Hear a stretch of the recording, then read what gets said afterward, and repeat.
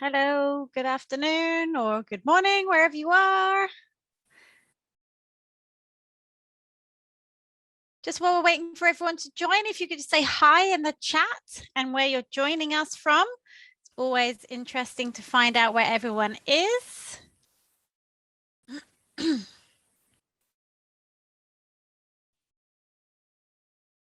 Okay, so we've got quite a few in the UK, South Africa, India.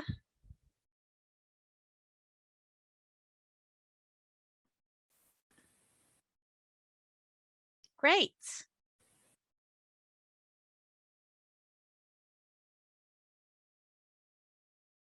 Nepal as well, great. Yeah, Iran, fantastic. Kerala. Great. Well, lovely to see you all and welcome to this live session. So I'm going to get started. So I'll just share my screen. So I'm Jo and I'm going to be taking you through how to approach OET writing. So just a few things first of all. If you're not already, please do follow us on our YouTube channel. We've got loads of videos that come up here and the live sessions, they will all be posted there as well. And we've also got great tips and strategies on our website. You can also go there. So for today, we're going to use some of the functions. So we'll use the chat box. This is what I'll ask you to write things in the chat. So if you've got a question, polls, I will ask you some specific questions. So what you need to do is click on it. Choose the answer that you think is correct and then hit submit. And the Q&A is for questions that I'll answer at the end. So any questions OET, particularly focused on writing today, please write in the Q&A and I'll talk about those questions at the end of the session. Okay, so also the next live session, these are now weekly. So once a week, there will be a live session, different days each week. Next week, it is with Bethan on Tuesday, and it is Introduction to OET Listening B, Tips and Strategies. If you would like more live lessons, we've got our course, Reach OET B. So if you're already subscribe to our course, Reach OET B, you get 4 live lessons a week. Okay, so Monday, Tuesday, Wednesday, Thursday. All right, so these are only available to people who have purchased or have access to our Reach OET B course.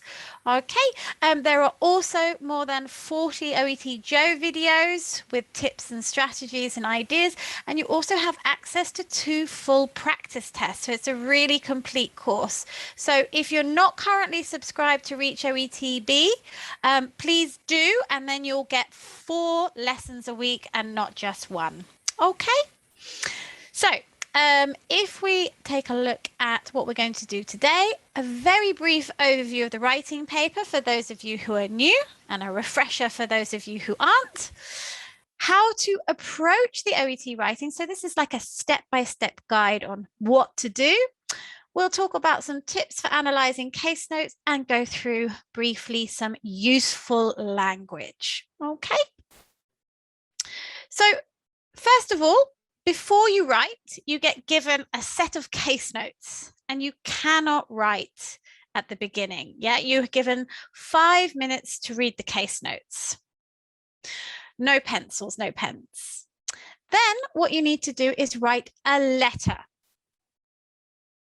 And you have 40 minutes to do this. The word guide is 180 to 200 words. And your writing's assessed on 6 criteria, which we'll go through in detail in another lesson. Okay.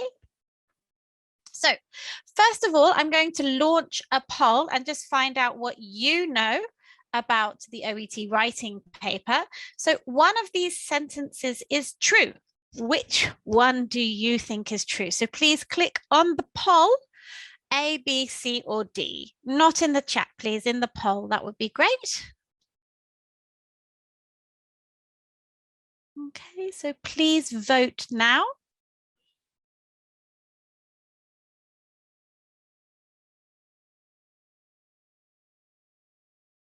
Okay, great.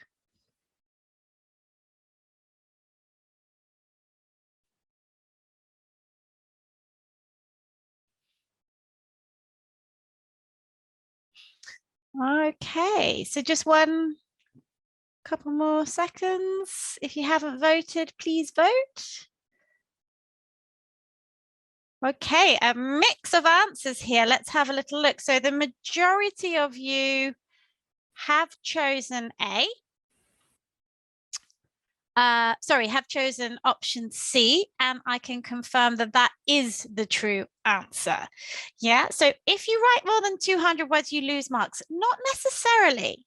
Okay, if you write 210 words or 215 words, it's not going to affect your score. Okay, where it does become a problem is if you've written like 350 words, you've obviously included irrelevant information. And perhaps if you've only written 130, 140 words, you've probably left out key information or not written in complete sentences. So it doesn't necessarily mean you lose marks. It's all about the information that you use and the language that you choose to express it. B, it's not always a referral letter. There are other types of letters you might have to write. For example, a transfer letter, or maybe for medicine, it could be a hospital admission letter. Yes, you might not write to a doctor or nurse. You might write to another healthcare professional, such as a physiotherapist. And D, no, this is not the recommended organization. If it follows the same order as the case notes, it's not always the best way to do this. Okay, but we'll talk more about that later.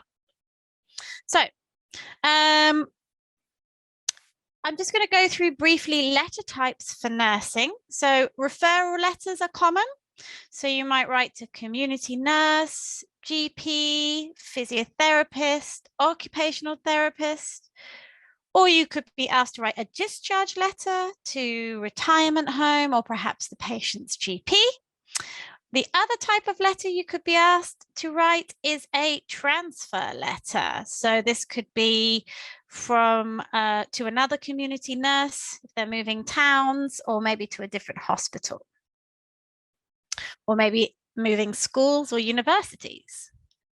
For medicine, slightly different. Yes, a referral letter. Again, you might write to a doctor specialist, so neurologist, surgeon, endocrinologist, or another healthcare professional, physiotherapist, occupational therapist, dietitian, nurse. Discharge letter, usually to the patient's GP, or you might do a hospital admission letter, maybe to a psychiatric hospital, children's hospital, or maybe emergency ward as well, emergency admission. That's not an exhaustive list, but there's some of the common ones you might be asked.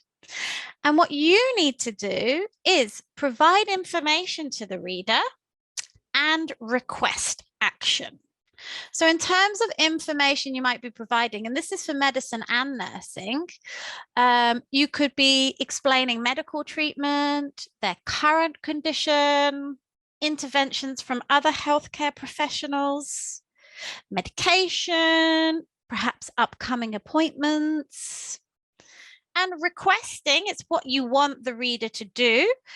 So this could be general and specifics. Obviously, more medical treatment. You might request a diagnosis from a specialist, follow-up care after discharge, further tests, further management, maybe monitoring, or perhaps wound care for nursing is quite common as well. Okay, again, this is not a full list. It's just some of the things you might be asked to include. So have a read through here. We've got some 9 statements here. I would like you to decide which sentences are true for the OET writing. So I'd like you to use the chat box and write down the numbers which you think are true. Okay, I'll be quiet while you have a think.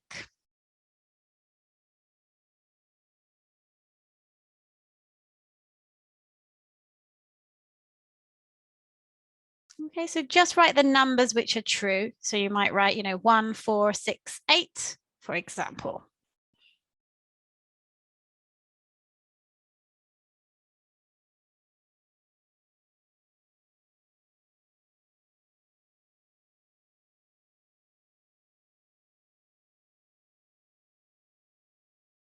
Yeah, so please write in the chat which sentences do you think are true about which information you should include.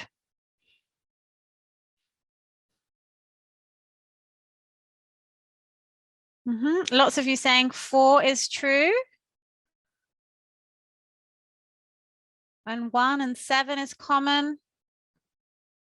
All of them. Okay. All right, let's have a little look in more detail. So always include a greeting. Absolutely. Make sure you start your letter with a suitable greeting. So dear whoever. Now it will be dear and the name if provided, or if the name's not provided, just use the profession. Dear doctor, dear physiotherapist. Don't always include the name of the person you're writing to. It may not be included in the case notes. It usually is, but very occasionally the name's not there. So if there's no name, just say, dear doctor or dear cardiologist. Write your address. No, this is not necessary, but do write the reader's address. Yeah, you write this at the start of your letter. Do not write in note form. You must write in complete sentences to demonstrate your language ability. And usually it's not appropriate to include a complete past medical history. Only include information relevant to this specific letter and the purpose of this letter. So choose the information that's important for the reader and what you're asking them to do. Do not use numbers to make the paragraph clear. Just have a clearly defined paragraph. So write the paragraph and then leave a space. And explain the current situation at the start of the letter. So set the context. Okay, we'll talk more about that later. So here's a brief step-by-step guide on how you can approach the OET writing. Okay, it's a really good way. I've had my students use it and it works. Okay, so the first thing you want to do is look at the case notes and find out who you are writing to and why. This is perhaps the most important step of the writing paper.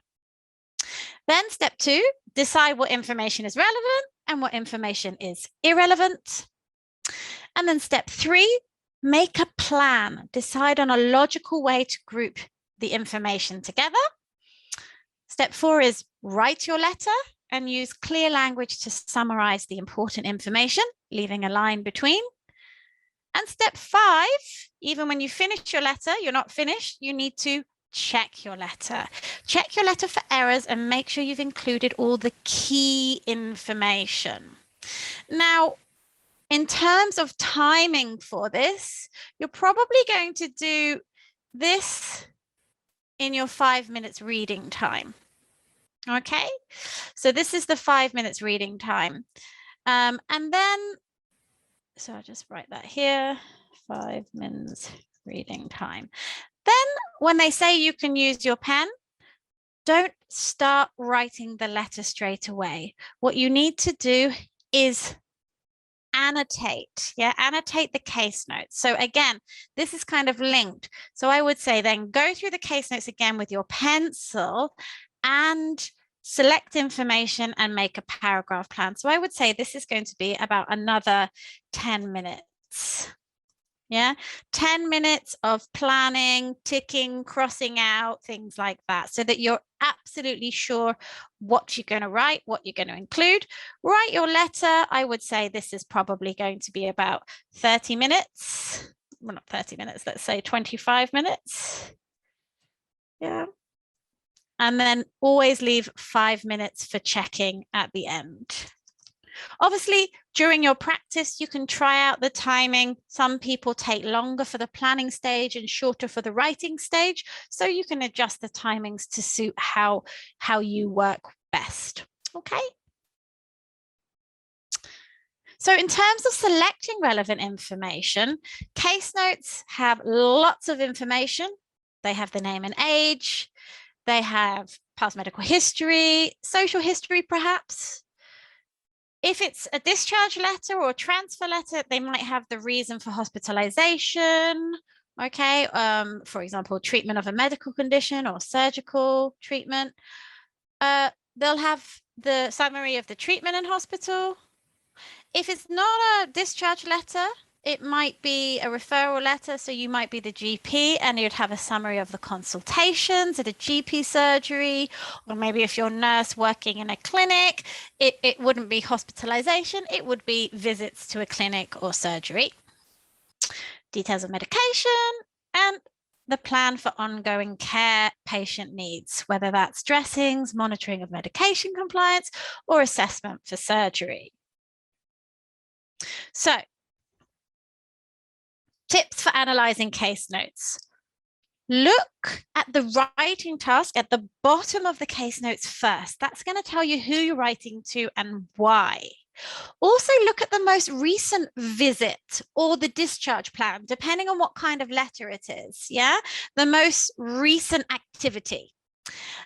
And the course of action for the reader. Because once you have all that information, it's going to tell you or help you decide what to include and what not to include. So step 2 is then make those decisions. Yes, what should you include and what shouldn't? Remember who you're writing to and why. And then make your paragraph plan. These are some questions you can ask yourself. So who am I? Who am I writing to? Why? What is the main purpose of my letter? What information is relevant? Yeah, what's the most important, the key information, and what are the useful supporting details that I need to include? And what information is not relevant? So they already know, or it's irrelevant to this particular situation. So we're going to do a quick practice of this. So I'm going to show you some extracts from some case notes. And what I would like you to do is to answer these questions. Okay, so who am I? How do I know the patient? Who am I writing to? Is there an existing relationship? Why am I writing? What is the main purpose of my letter? So I'm just going to put this in the chat box for you. So those are the questions in the chat box. And I've got here, on the left-hand side is an extract from medicine, and on the right-hand side is an extract from nursing. So have a read through and think about those questions. Okay, just 2 minutes and then we'll go through together. All right.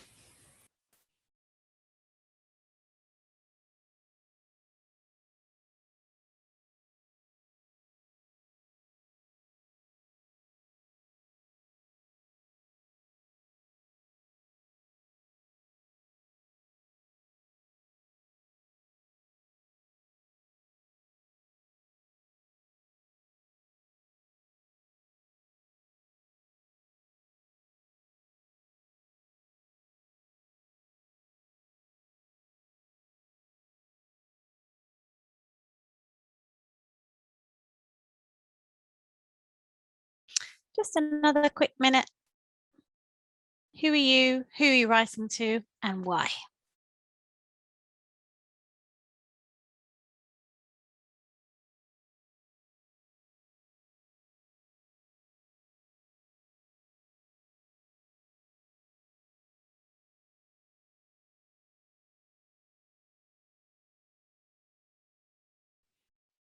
Okay, so we'll just take a very brief look at both of them now. So if we look at, first of all, the medicine, obviously, who are you? You are the GP. And you're writing because Ms. Eleanor Bennett has some cardiac problems. Okay, And why are you writing? You need to refer to the cardiologist for the review of meds. Yeah, so you've got it here. Outline Bennett's history and treatment so far, requesting advice and a review of her medication. So here you've got a clear indication as who you're writing about, how you know the patient, and what you want the reader to do. And you've got the most recent information here, okay? So obviously some issues with her current medication, and she's reluctant to start new medication. So you'd go through the whole case notes and you'd look at anything relating to medication and of course, perhaps her lifestyle changes because that's in the plan here. Yeah. If we look at the nursing, we are working in hospital and our patient is Mr. Lionel Ramamurthy. He was admitted on the 4th of February with pneumonia, and we are writing to Miss Georgine Ponsford, who is the community nurse at the retirement home. Now, this letter will accompany Mr. Ramamurthy back to the retirement home upon his discharge tomorrow. So Mr. Ramamurthy lives there. So there's an existing relationship. The reader knows the patient. So that's going to be key when selecting information. And the most important, the most recent information we have here is all these things. So you need to request follow-up care after discharge. Okay, and here you've got some indication of what that is. Okay. Now, these are case notes taken from the OET website. They're the free samples. So if you want to go and have a look at the full writing task, they're available on the OET website. Okay, and you can have a go at selecting relevant information. So once you've all selected your information, you're going to write your information. But first of all, I'd like to find out what you do. Okay, so I'm going to launch another poll.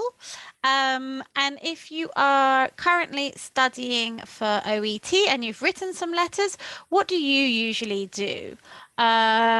If you've never written an OET letter, then which one do you think you would do? Okay, so just a quick minute.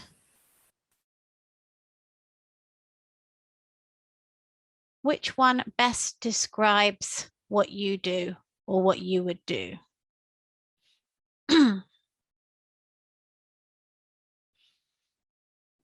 Interesting. Okay.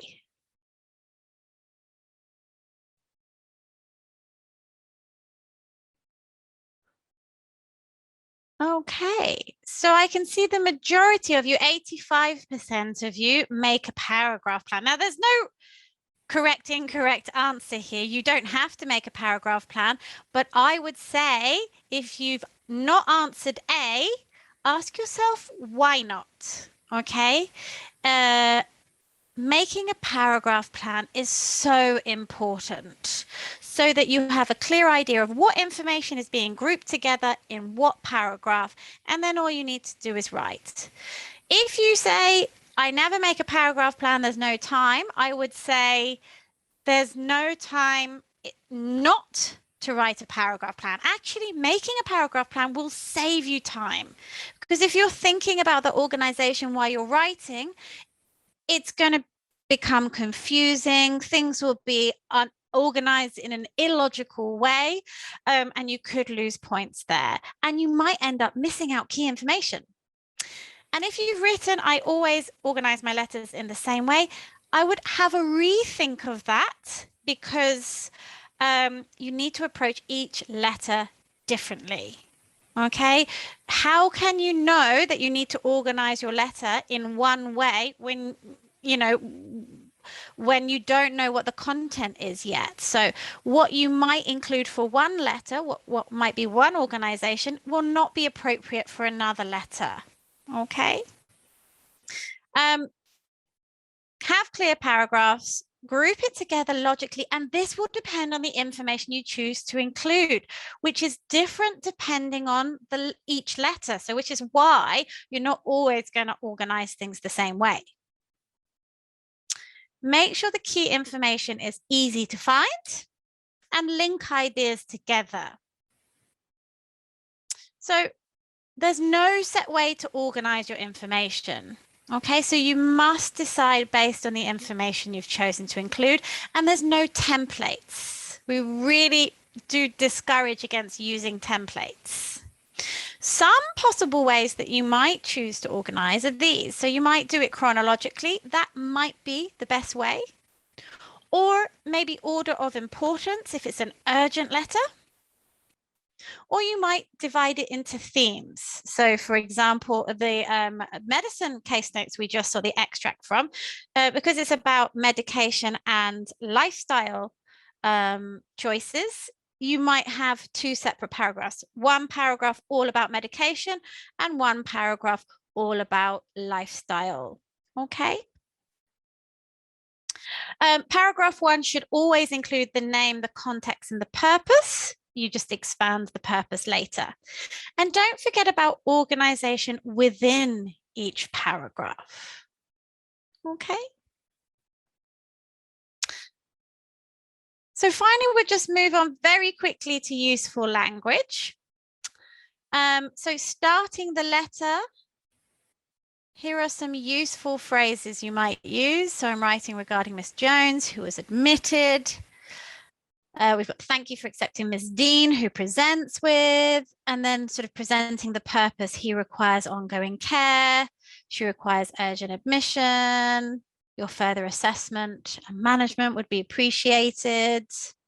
So these are some useful phrases for starting your letter in the first paragraph. Describing medical history, again, depends on what you're writing about, but here are some useful phrases. Was treated for, underwent an angioplasty, presented with, has a family history of, she has had diabetes since 2006. Okay. Reporting symptoms and examinations. So again, he is experiencing shortness of breath. She presents with, tests reveal. On examination, his stomach was tender. He reports increased anxiety in social situations. And then future care needs. So her staples will be removed in 10 days' time. He is to attend the osteopathy outpatients. The occupational therapist will assess her house for modifications. He requires assistance with his ADLs. She requires further assessment and diagnosis. And then, of course, making requests, which you will always do. Here are the good phrases to use. So learn them and use them. It would be appreciated if you could. I would appreciate it if you could. I would be grateful if you could. Your blah, blah, blah, blah would be appreciated. Could you please? And then the verb. So once you've written your letter, the final thing is to check your letter for errors. Really could make the difference, yeah? So some of these sentences are correct. Some of them contain errors. So I'd like you to write the numbers in the chat where you think there's an error. Okay, which sentences do you think have an error in them? Not all of them. So I'll be quiet for a minute just while you see if you can spot the errors. Straight away, some of you are in there. Great.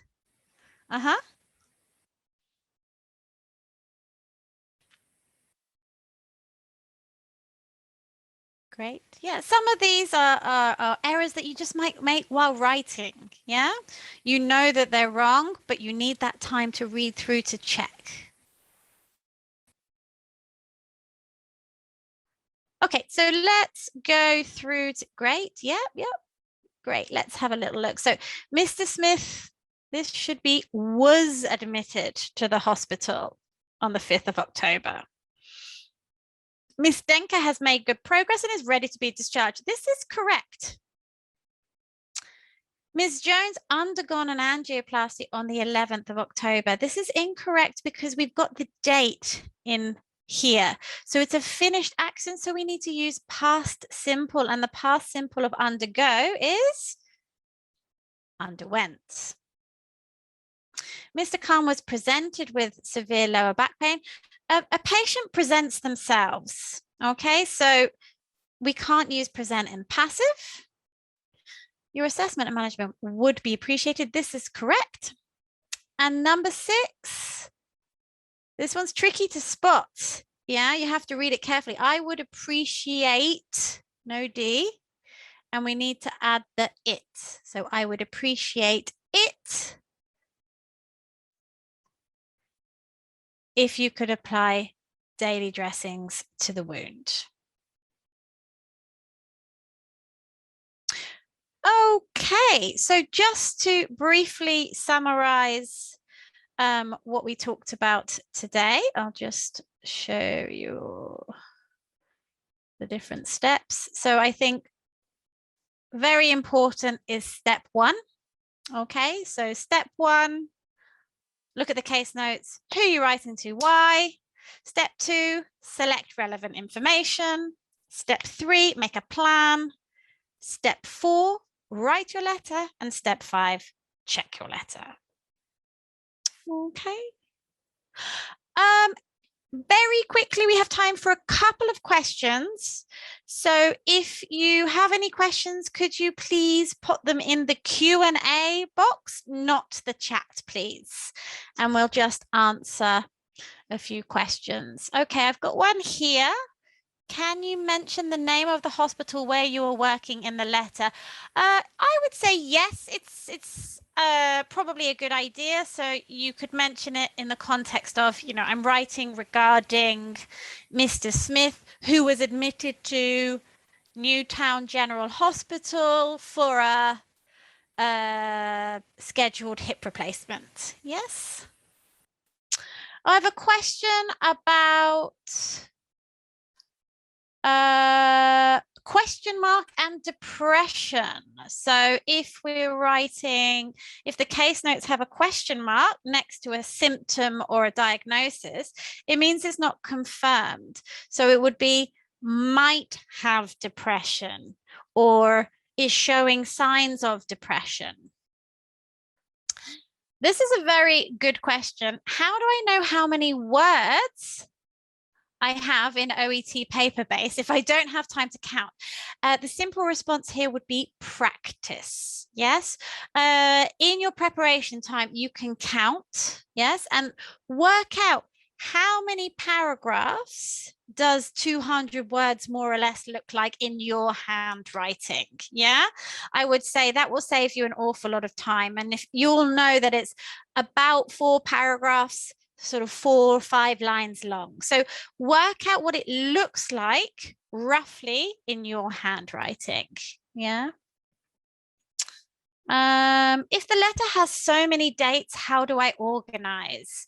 It's a good question. It really depends on what the focus of the letter is, because you probably won't include details of every single consultation. You might just include the initial presentation and then summarize either the improvement or the deterioration, but I would focus more on the present, the current situation. Okay. If I wrote my request in the introduction, do I have to write it again in the conclusion?